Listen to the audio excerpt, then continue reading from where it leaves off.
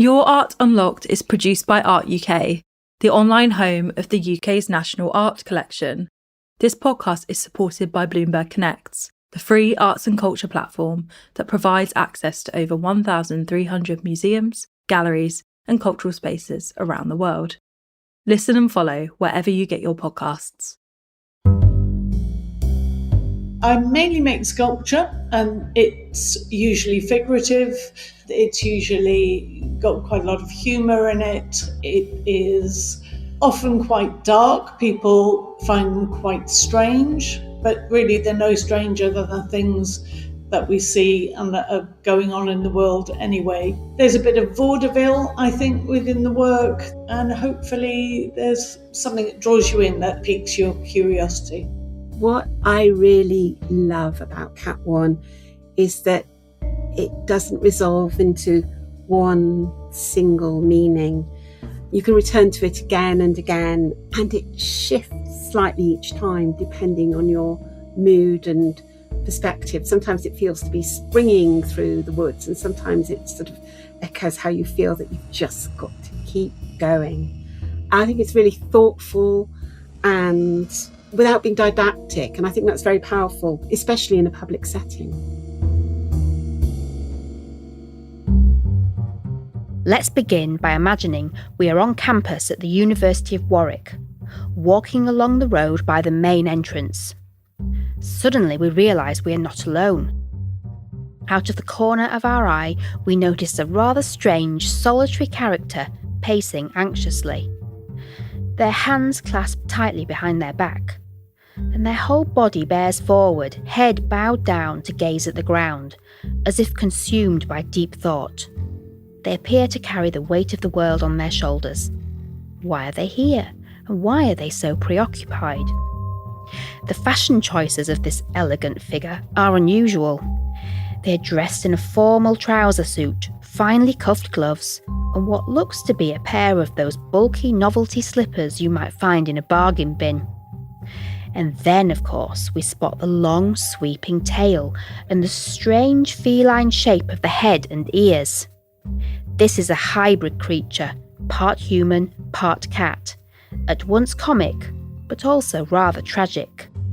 My name is Natalie Rudd, and in this episode of Your Art Unlocked, a podcast that brings to life some of the more unexpected objects in museum collections, I'm going to explore Days of Judgment, Cat 1, a puzzling sculpture by Laura Ford, which is part of the University of Warwick art collection and is permanently displayed outdoors.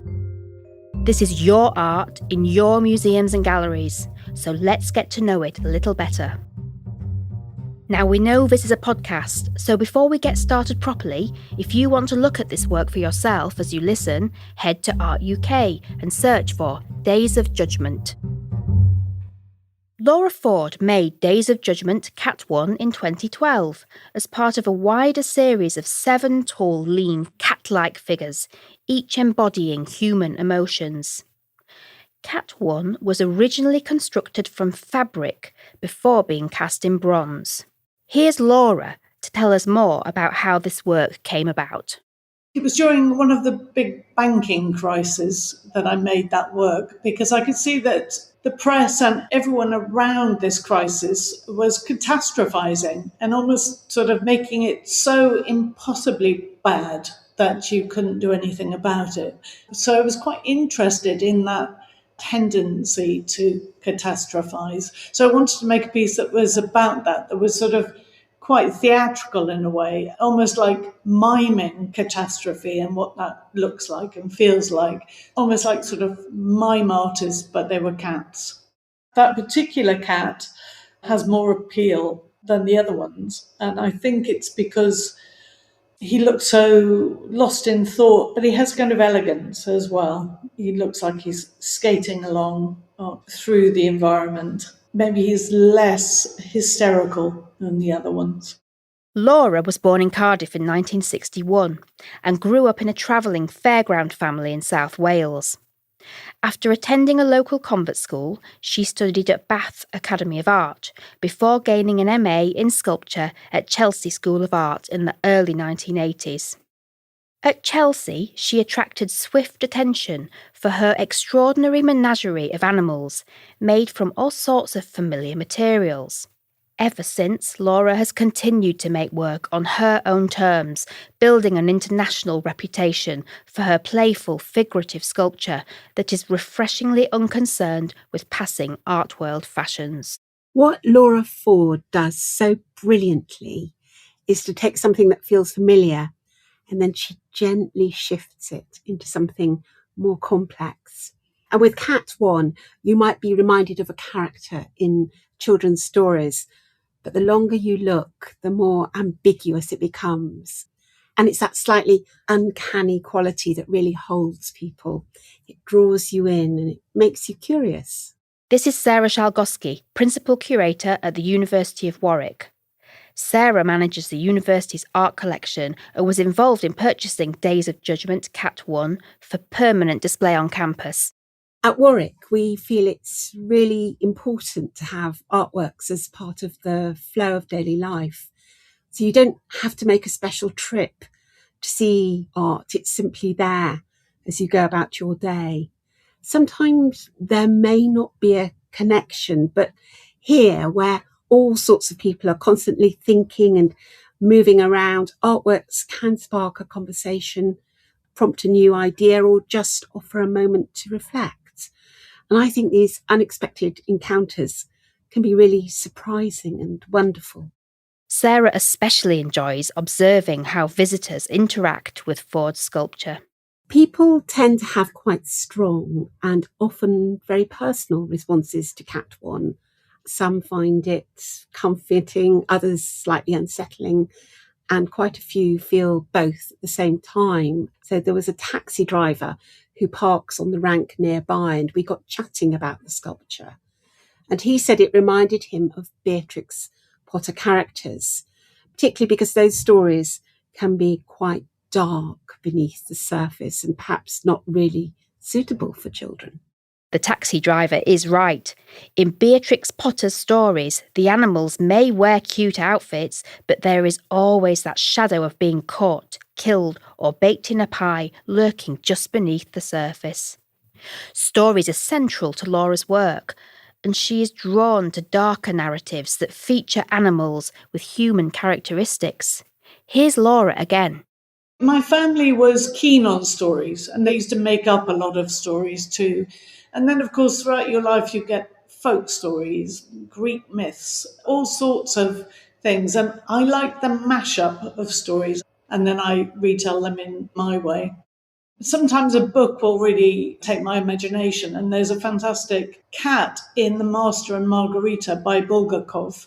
And this cat pretends to catastrophize, but really he's just masterminding all sorts of terrible things. He piqued my imagination. We put emotions onto animals. So I think that's quite a good way when you're trying to explore human emotions to then start using animals, really. Laura is also invested in the idea of childhood as a very open phase of life, shaped by imagination and curiosity. As children, we experience the world through powerful feelings, from joy and wonder to anxiety and fear.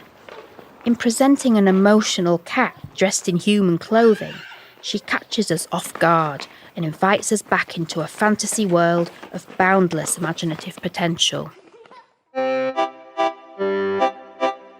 So, Days of Judgment, Cat 1, awakens our inner child.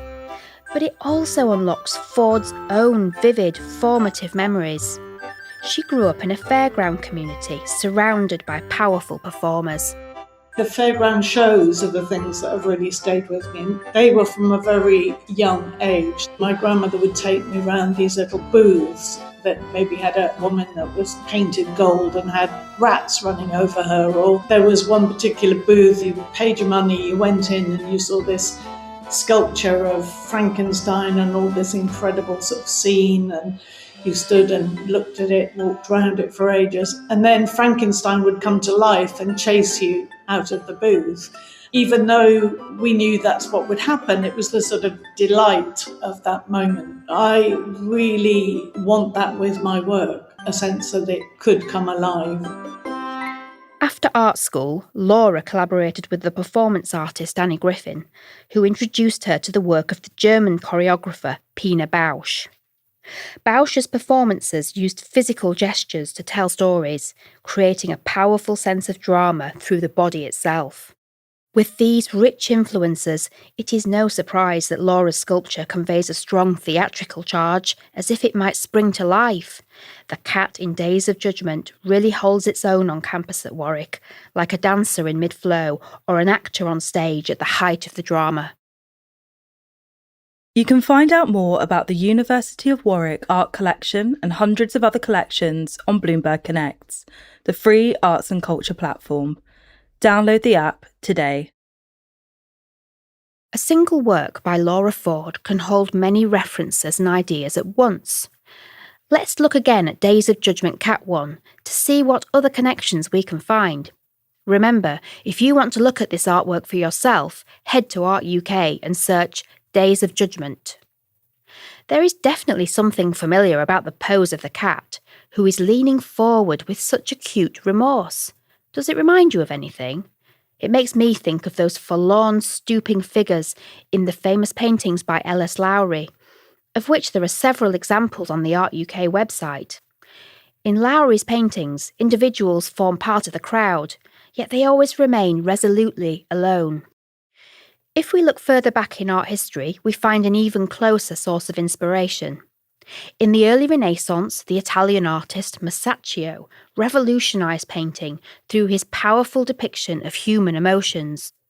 His fresco, Expulsion from the Garden of Eden, painted around 1425 for the Brancacci Chapel in the Church of Santa Maria del Carmine in Florence, portrays the moment Adam and Eve are cast out of Eden for eating the forbidden fruit. This coming-of-age story charts their journey from innocence to experience. As Laura tells us, she is drawn to the painting's sense of loss and the feeling that some things once gone are gone forever. It's this idea of Eden that I'm quite interested in, because we're always harking back to it. There was always a better time, a time before sin. I think that's quite strong in me, but I'm also quite sceptical, or I find it slightly ridiculous as well. There are clear links between Laura's restless cats and the slender, anxious bodies of Masaccio's Adam and Eve, leaning forward under the weight of shame. And yet there are also points of departure. In Masaccio's work, the drama is heightened through facial expression. Eve's features are agonised, revealing her psychological distress. If we look again at Laura's sculpture, we can see that the cat doesn't have any facial features at all. The face is completely blank, except for a prominent, stitched, vertical seam. The lack of facial features leaves the work open to interpretation, but it also prompts us to search for other clues. For me, it's quite important that you read the body. So I think it's all too easy that somehow you look at a face and you say, oh, that's a sad face, that's a happy face, and you stop reading the body. So I think, in a way, it helps you understand the piece a bit more, I think, through the body language. But let's return to that intriguing stitched seam across the face, which offers an insight into how Laura makes her work. When looking at sculpture, it is always important to consider the artist's choice of methods and materials, as they add another layer of meaning and significance. So let's go back to Sarah on campus to take a closer look. Well, the materials are incredibly lifelike. Up close, you get a real sense of the woolliness of the gloves and the sort of battered form of the leather coat and the stitching of the head. But of course, it's solid bronze, and this contrast is really striking, and you are allowed to touch it. And so there's a sense of softness and vulnerability, but also weight and permanence. And the surface holds all these subtle textures that make it feel very human. It's very tactile. This work appears to have been fashioned or tailored into existence using soft materials. There is a clear interest in the cut of clothing and the way in which it enfolds the body. The overall impression is of an oversized, soft toy, fabricated with love. Here's Laura again. I'm interested in the memories that fabrics hold. We're brought up thinking of understanding where the fabrics come from. There's all sorts of stuff goes in class, whether something's frumpy, whether something's blousy. You have all sorts of judgments about fabrics and you know them so well. So they just add so much more information to the work. It's quite important to me that there's a softness underneath the fabrics, that it looks right. The positions look sort of emotionally and anatomically right underneath all of those clothes. It goes back to what I was saying about the Frankenstein tableau, that feeling that, oh, is this thing actually alive? I mean, sometimes in the studio, I can get caught out by one little figure that's lurking there, because they suddenly come alive in the studio. Fabric and thread aren't the kinds of materials you usually associate with outdoor public sculpture. But by casting these materials in bronze, Laura's work becomes permanent and durable. There are some fascinating tensions at play here, between softness and hardness, between tender, handcrafted studio practice and the hands-off hotworks of the foundry. For a sculptor invested in soft materials, what are the challenges and opportunities of casting in bronze? One of the big challenges are finances, because they're so expensive to make. But also, I suppose, the history of bronze as well, and it's suddenly becoming a kind of serious work. But I enjoy that aspect of it. And one of the great things about making stuff in bronze and having it outdoors is that it really does reach a bigger audience. I think people, when they're looking at sculpture outside, are far less worried about whether they understand it or all of those sorts of things. It's in their space.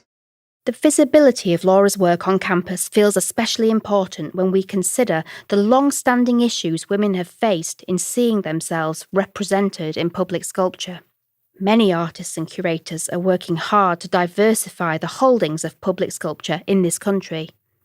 Through her work with the University of Warwick Art Collection, Sarah Shalgosky has made sustained progress. For the last 30 years, we've been actively working on the increased representation of women artists in the collection. Our target is 50%, which I think seems reasonable. And we are closing the gap, but there is a gap. And we want to make sure that the collection reflects a broader range of voices, especially in areas like women, where women have historically been underrepresented. It's about visibility, but it's also about giving students and staff and visitors the chance to engage with a wide spectrum of artistic perspectives. As we have discovered, Days of Judgment Cat 1 certainly gestures to a broad range of ideas and perspectives, from performance and literature through to childhood memories. Laura's work is curious and playfully open. She invites us in, gives us room to explore, and trusts us to find our own way through the narrative. This is a generous and inclusive process. Thanks for joining me, Natalie Rudd, the sculptor Laura Ford, and Sarah Shalgosky from the University of Warwick Art Collection, as we discovered more about Days of Judgment Cat 1. You can listen to more episodes of Your Art Unlocked wherever you get your podcasts.